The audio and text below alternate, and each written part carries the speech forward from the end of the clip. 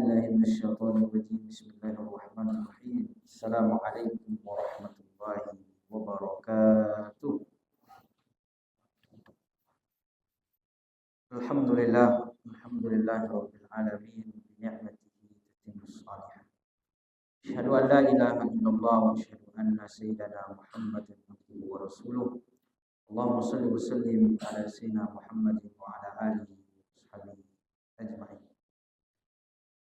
Bapak Ibu hadirin hadirat Allah Subhanahu wa taala, alhamdulillah kita bersyukur kepada Allah dan mengucapkan alhamdulillahirabbil alamin atas nikmat yang dianugerahkan sehingga alhamdulillah kita bisa berada di tempat yang baik, di tempat yang dicintai oleh Allah Subhanahu wa taala.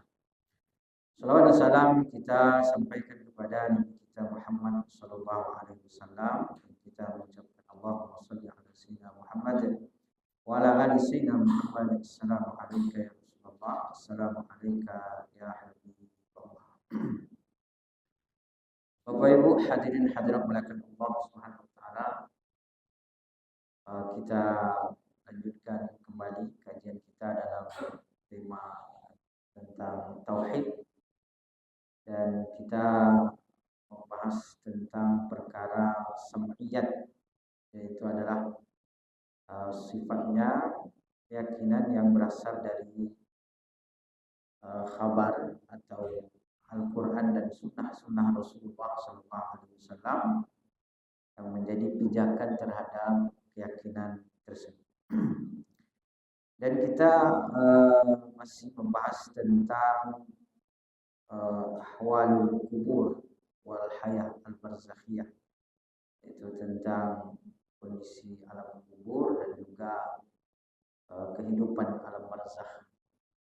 Sebagaimana kita sebutkan bahwa perkara ini adalah perkara yang tidak bisa dinalar, sehingga pengetahuan tentang itu bersumber dari Al-Quran dan juga dari hadis Nabi Sallallahu Alaihi Wasallam. Dan kita telah membahas bentuk-bentuk daripada nikmat alam kubur, dan kita sebutkan bahwa alam kubur ini bagi yang mendapatkan nikmat maka akan merasakan ketentraman, ketenangan, dia akan merasakan roha, betul-betul istirahat. Jadi istirahat dari segala macam hiruk pikuk dunia. Wa ja'alil mauta rahatan lana min kulli syarr. Ya Allah jadikan kematian itu adalah sebagai istirahat. Kemudian juga disebutkan dalam hadis bahwa alam nikmat kubur itu bisa melapang dia menjadi lapang. Kemudian juga diberikan cahaya oleh Allah Subhanahu wa taala seperti cahaya al-badar, seperti cahaya bulan purnama, cahayanya yang luar biasa. Dan banyak nikmat-nikmat yang lain, dan itu semua adalah konsekuensi daripada amal soleh kita. Karena dunia ini adalah dunia ini tempat untuk kita beramal soleh. Maka apa yang kita dapat di sana itu adalah merupakan hasil atau merupakan rahmat serta kasih sayang Allah Subhanahu wa taala untuk memperlihatkan balasan daripada amal soleh kita. Oleh karena itu dalam sebuah hadis Nabi sallallahu alaihi wasallam kata Nabi, yatba'ul mayyit salat. Jadi mayit itu diikuti oleh 3 hal. Yang pertama diikuti oleh ahlu, keluarganya. Keluarga mengantar semuanya. Kalau tidak ada halangan, artinya biasanya kita orang meninggal itu diantar oleh keluarganya, kecuali yang tidak bisa, seperti mungkin tinggal di laut atau misalnya hilang. Wa ahlu wa malu, diikuti oleh keluarganya dan juga hartanya. Wa amalu, dan juga amalnya. Kemudian setelah itu yarji usnani, kembali 2, wa yabqa wahid, tersisa 1. Yang 2 ini akan pulang karena nggak mungkin dia ikut masuk ke dalam kubur. Jadi keluarga walaupun dia bilang cinta sehidup semati kan, juga mau masuk ke dalam surga. Ya masuk mungkin habis itu keluar lagi kan. Jadi kembali dua, keluarganya kembali, kemudian juga hartanya kembali. Wayab qawaid, yang tersisa itu adalah amal solehnya. Maka amal soleh itulah yang menemani kita. Dalam hadis lain disebutkan dia akan datang dengan kondisi yang baik. Itulah amal soleh. Maka nikmat alam kubur ini adalah rahmat Allah Subhanahu wa taala tentunya, tetapi menjadi sunatullah bahwa ridha Allah Subhanahu wa taala, rahmat Allah Subhanahu wa taala itu selalu sejalan dengan amal soleh kita. Makanya kalau kita berdoa, kita meminta kepada Allah, nas'aluka ridhaka wal jannah. Jadi ridha Allah. Tapi ridha Allah ini biasanya sunnatullah bahwa Allah meridhai orang-orang yang beramal soleh. Maka betul bahwa kita masuk surga dengan ridha Allah, dengan rahmat Allah Subhanahu wa taala. Tetapi ridha Allah dan rahmat Allah itu juga dikaitkan atau konsekuensi daripada amal soleh yang kita buat. Nah, kemudian selain daripada amal soleh dari kita, maka di alam kubur ini juga itu ada amal-amal yang kontinu, amal-amal yang terus mengalir. Kemudian juga terkait dengan ma yanfa'u al-mayyitu min al-ahya, sesuatu yang memberikan manfaat kepada mayit daripada orang-orang yang hidup. Maka oleh karena itu dalam hadis yang populer bahwa idza matal insan, kalau seseorang itu meninggal, maka inqata'a amaluhu, maka seluruh amalnya terputus kecuali 3 hal: shadaqatun jariyah, kemudian ilmu yang tafa'u bihi, au waladin salihin yad'u lahu, atau anak soleh yang mendoakan. Maka 3 hal ini terus mengalir. Shadaqatun jariyah itu apa? Ya, ulama mengatakan itulah wakaf, sedekah jariyah. Karena karakteristik wakaf itu ma yabqa wa sesuatu yang bertahan secara zat, secara kebendaan, terus manfaatnya berlanjut. Nah, itulah karakteristik wakaf. Makanya kan ulama berbeda pendapat terkait dengan objek wakaf. Kalau dalam mazhab Syafi'i yang bisa diwakafkan itu ya berupa yang bertahan seperti tanah, bangunan, dan itu yang sifatnya bertahan. Itu dalam mazhab Syafi'i. Kemudian tidak boleh mewakafkan sementara. Harus sifatnya adalah sesuatu yang bertahan lama dan sifatnya harus alat takbid, jadi permanen. Tidak boleh sifatnya sementara. Walaupun ini juga diperselisihkan oleh para ulama. Sebagian ulama seperti mazhab Maliki misalnya membolehkan wakaf pada dinar dengan tujuan untuk investasi atau tujuan untuk yang memberikan income. Jadi dinar diwakafkan, lalu kemudian dinar ini diputarkan, maka hasilnya itulah kemudian yang menjadi manfaat yang akan diberikan untuk kemaslahatan umat. Nah, berangkat dari pandangan mazhab Maliki ini bahwa boleh wakaf dinar, lalu kemudian sekarang muncul istilah wakaf wang, wakaf wakaf nukud. Nah, jadi memang itu diperselisihkan oleh para ulama. Begitu juga dengan wakaf muakkad, terkait dengan wakaf sementara. Kalau mazhab Syafi'i memang tidak dikenal istilah wakaf muakkad, artinya sementara, tapi harus permanen sifatnya.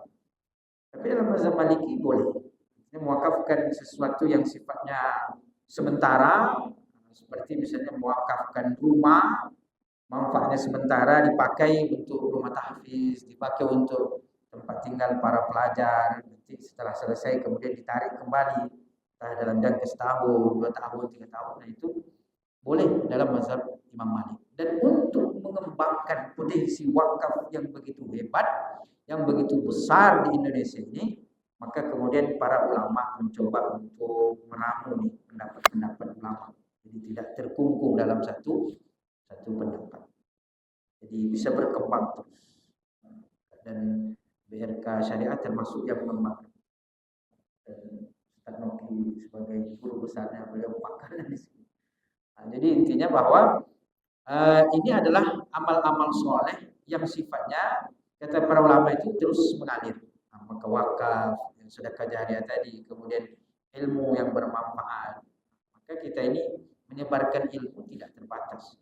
Yang kita harapkan tidak hanya manfaat duniawi, tetapi juga bagaimana ilmu ini kita mendapatkan nanti manfaatnya setelah kita tiada. Oleh karena itu, terkait dengan ilmu ini bukan hanya ustaz, bukan hanya ulama, bukan hanya pakarnya itu. Semua ilmu yang memberikan kebaikan, semua ilmu yang mengantarkan kita takut kepada Allah, maka itulah ilmu yang bermanfaat. Maka Allah mengatakan, hal yastawil ladzina ya'lamuna wal ladzina la ya'lamun. Apakah sama antara orang yang tahu dengan yang tidak tahu? Ya'lamuna wal ladzina la ya'lamun. Allah hanya mengatakan apakah sama antara orang yang tahu dengan yang tidak tahu. Allah tidak mengatakan apakah sama antara orang yang mengerti ilmu agama dengan yang tidak. Jadi tidak ada embel-embelnya. Begitu juga yarfa'illahu alladzina amanu minkum walladzina utul ilma darajat. Allah mengangkat derajat orang-orang beriman dan yang diberikan ilmu. Ilmu bersifat umum. Tidak ada ilmu diberikan ilmu agama, diberikan ilmu fikih, diberikan ilmu akidah. Allah tidak mengikat. Maka di sini ilmu apa saja yang mengantarkan kita takut kepada Allah, maka itulah yang disebut dengan ilmu yang bermanfaat. Maka tidak terbatas. Ini hanya bisa diperoleh oleh orang-orang yang dakwah terkait dengan ilmu agama. Tapi semua kita yang memiliki pengetahuan yang mengantarkan kita takut kepada Allah, maka berpotensi untuk mendapatkan pahala dari ilmu yang terus mengalir. Termasuk ilmu-ilmu yang sederhana. Kita punya anak, tidak perlulah bismillah itu diajarkan oleh guru yang kita. Tapi kita mengajarkan anak kita bismillah. Itu ada berapa huruf itu bismillah? Bismillah ada 10 huruf lebih. 19 huruf saja, atau 20 huruf. Maka setiap anak kita membaca bismillahirrahmanirrahim, maka itu mengalir untuk kita. Jadi sederhana sebenarnya untuk mendapatkan ilmu yang bermanfaat. Nah, begitu juga dengan waladin sholihin yad'ulah, anak soleh yang mendoakan. Ini anak soleh yang mendoakan, tentu anak itu menjadi soleh di antara faktornya adalah karena pengaruh orang tuanya, karena didikan daripada orang tua. Maka disinilah pentingnya kita melatih, mendidik anak kita untuk menjadi orang-orang yang taat kepada Allah, menjadi orang yang soleh. Maka Nabi mengajarkan, muru auladakum fis salati fi sab'in. Perintahkan anakmu untuk salat di umur 7 tahun. Latihan. Jadi tidak soleh ini tidak ujuk-ujuk muncul tiba-tiba menjadi soleh dan soleh, tapi butuh latihan. Bahkan kata Nabi SAW, kalau udah 10 tahun suruh tak mau dipukul. Pukul dalam rangka untuk mendidik. Dipukul untuk mengajar, bukan dipukul untuk menghajar. Ada juga dipukul, ditendang, disepak, ditampar, diajar. Nah itu. Kalau Islam itu mengajarkan memukul dengan cara tetap beradab. Tidak boleh mukanya, tidak boleh berbekas. Jadi sebenarnya punishment untuk mendidik anak itu sebenarnya ajaran Nabi. Nah hari ini dicubit aja sedikit kita bisa dilaporkan kemudian masuk penjara gitu. Padahal Nabi kan mengajarkan dipukul, tapi dipukul jangan ditendang, jangan disepak dengan tangan, itu tidak boleh juga. Nah, artinya memberikan punishment untuk mendidik jiwa dia, melahirkan orang-orang yang baik dan taat kepada Allah Subhanahu wa taala. Karena itu salah satu daripada investasi kita, aset kita. Maka ada ulama mengatakan, kalau ingin mengetahui engkau adalah anak soleh atau tidak, bertanya pada diri sendiri, saya ini anak soleh atau tidak? Tolak ukurnya, kata salah seorang ulama yang pernah saya dengar, bilang begini, kalau engkau ingin mengetahui engkau anak soleh atau tidak, engkau mendoakan orang tuamu atau tidak. Karena hadisnya itu awwaladin salihin yad'u. Anak soleh, yang sifat anak soleh itu adalah mendoakan orang tua. Jadi salah satu sifat anak soleh itu apa? Mendoakan orang tua. Jadi kalau tidak pernah mendoakan orang tua, berarti kemungkinan tidak termasuk sebagai anak soleh. Tapi kalau selalu mendoakan orang tua, maka insya Allah termasuk di antara anak soleh. Ini yang secara tersurat disebutkan dalam hadis bahwa itu pahala yang mengalir. Nah, tetapi para ulama mengatakan bahwa hadis itu saling melengkapi satu sama lain. Ada juga orang mengambil hadis ini ditinggalkan hadis yang lain, sehingga memang betul-betul tiga inilah yang mengalir. Yang lain semuanya tidak sampai. Ulama kita dalam berinteraksi dengan Al-Quran dengan hadis tidak mencukupkan satu hadis, tapi dikaji lagi hadis-hadis terkait. Memang hadis ini mengatakan yang mengalir itu tiga, tapi ada hadis-hadis lain menyebutkan sedekah sampai, haji sampai, umroh juga sampai. Bahkan kata guru kami Syekh Ali Juma mengatakan bahwa kalau haji sampai itu bermakna bahwa begitu banyak amal soleh yang sampai. Karena haji itu cakupannya banyak, di dalamnya ada sholat, di dalamnya ada sedekah, di dalamnya ada berbagai macam ibadah. Maka kata beliau, kalau haji sampai itu bermakna bahwa begitu banyak amal-amal soleh yang bisa sampai kepada si mayit. Termasuk misalnya bacaan Quran. Ada yang mengatakan bacaan Quran, memang itu hal-hal yang diperselisihkan. Tapi kalau kita lihat mayoritas ulama mengatakan bahwa banyak amal-amal soleh yang sampai kepada si mayit selain daripada tiga hadis tadi, termasuk bacaan Al-Quran. Maka Imam Nawawi mengatakan kalau si mayit itu sudah dikuburkan, disunnahkan untuk beristighfar sejenak duduk di atas kubur. Maksudnya setelah selesai menguburkan, maka disunnahkan sejenak untuk duduk, untuk membacakan istighfar, membacakan doa. Bahkan kata Imam Nawawi, kata beliau, membacakan syai'un minal Quran, dibacakan Al-Quran.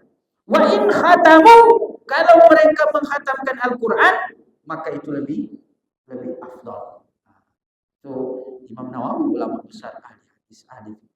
Jadi intinya bahwa kita yakin banyak wasilah untuk menyampaikan amal-amal soleh kepada si mayit, dan itu bukan berarti kita santai-santai, karena tadi kan yang intinya berpengaruh kan tetap amal soleh kita berdasarkan daripada rahmat dan kasih sayang Allah Subhanahu wa taala. Barangkali itu yang dapat kita kaji dan sampaikan, mudah-mudahan memberikan manfaat. Subhanakallahumma wa bihamdika asyhadu an la ilaha illa anta astaghfiruka wa atubu ilaik. Assalamualaikum warahmatullahi wabarakatuh.